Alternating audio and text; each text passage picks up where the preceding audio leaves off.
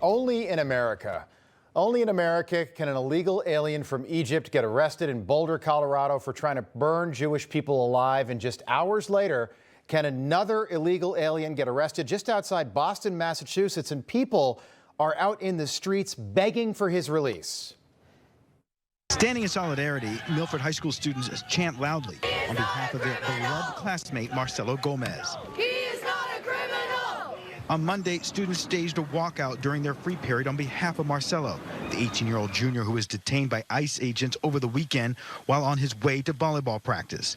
Marcelo's girlfriend, Julianis Rentes, broke down at the rally in fear for his safety. Scared. He was very nervous. I think he was very worried about his family. We all love him more than words can describe. You know, he's an amazing person. He's the light of the team.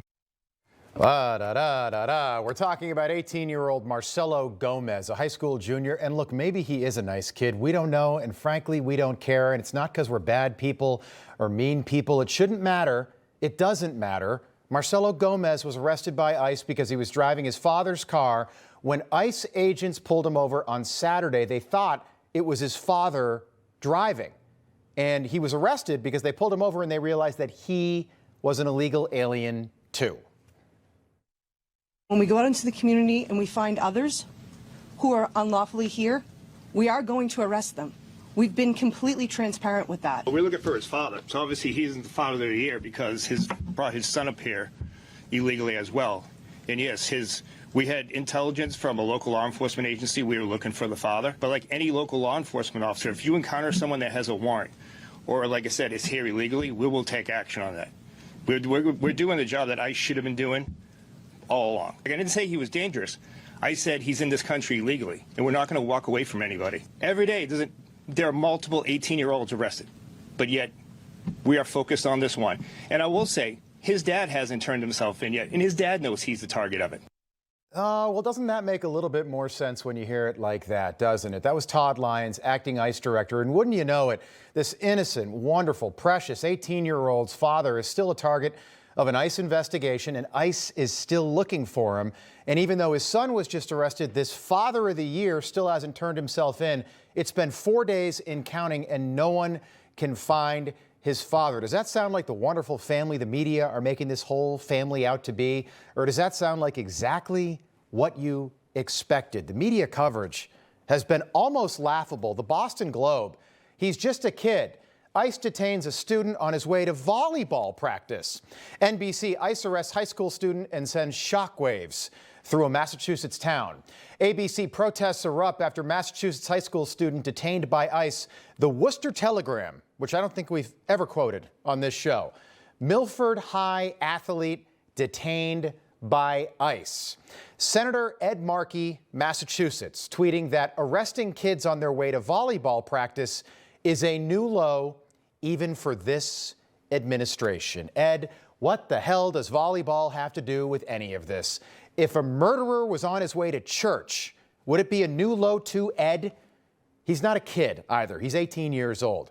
So now 18-year-old Marcelo Gomez is going to have to go through the legal process, just like all illegal aliens, meaning he's likely going to miss a lot of volleyball practice and a lot of band practice. But he is here illegally, and it is a federal crime to be in this country illegal. And I'm sorry if people don't like that, if people don't agree with that, but this is bigger than a speeding ticket or a parking ticket, and it needs to be addressed.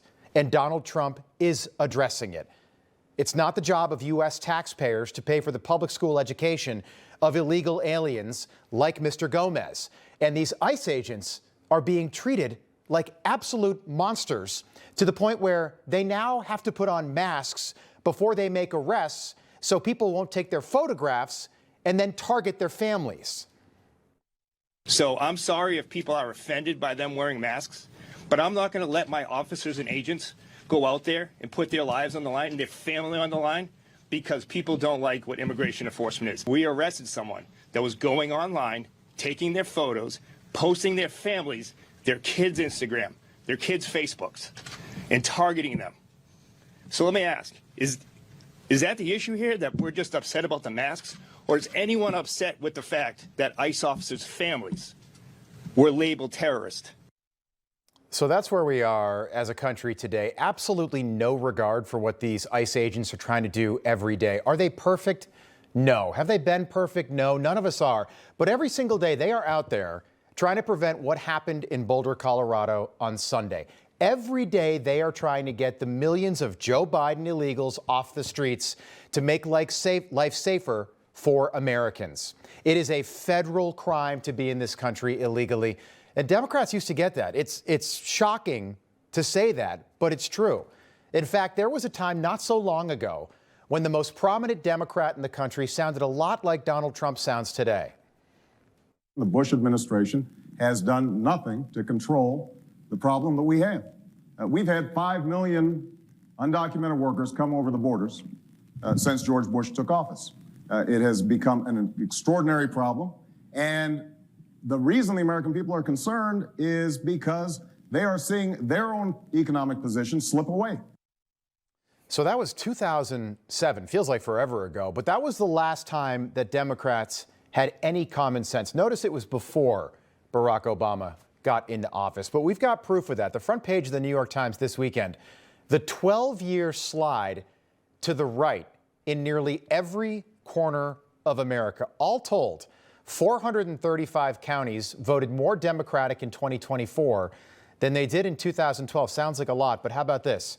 2,678 counties became more Republican. 6 times as many counties moving toward the GOP than toward the Democratic Party.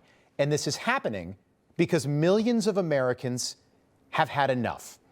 Even though the legacy media are still trying to sell the public on doom and gloom and Donald Trump, right now, 7 months after the election, Republicans are doing so well, they could actually pick up seats in the 2026 midterms, something that has only happened twice in American history because Americans have had enough, and the proof is all around us.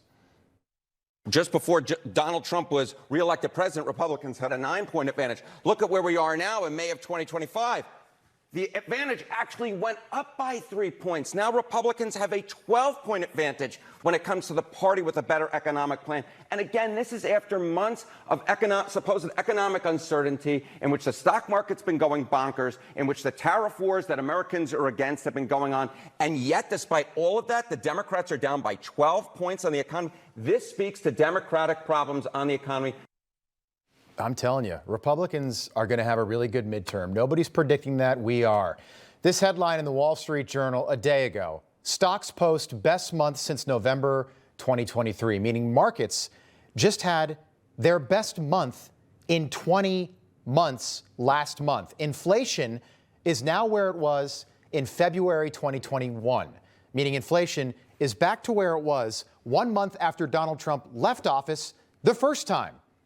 The truth is the Democratic Party is so lost, and they have been for such a long time, to the point where Democrats think approaching men in the gym is the best way to try and win over male voters, to the point where people have been so completely brainwashed into thinking so little of our laws and our country that hundreds of people will protest and hold up signs and beg for the release of an 18-year-old who's in this country illegally, which is a federal crime.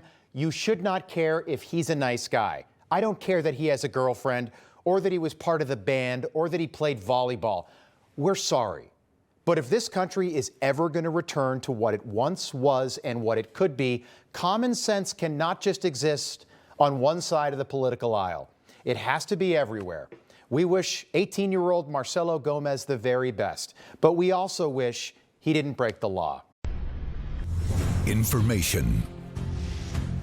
Truth is freedom. Is Newsmax. It's real news for real people.